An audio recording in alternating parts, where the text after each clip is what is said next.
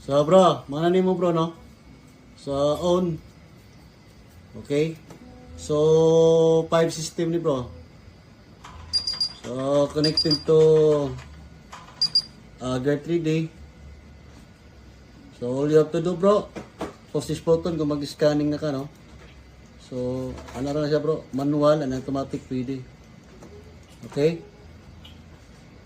Okay, so good kayo.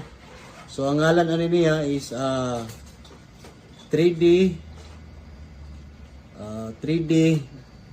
ground imager. No? 3D ground imager nga lang, okay? So try po nato sila ing software sa kining ground monitoring, no? And then laptop po, try nato sa laptop po nga. So okay, scan, start, pag off sa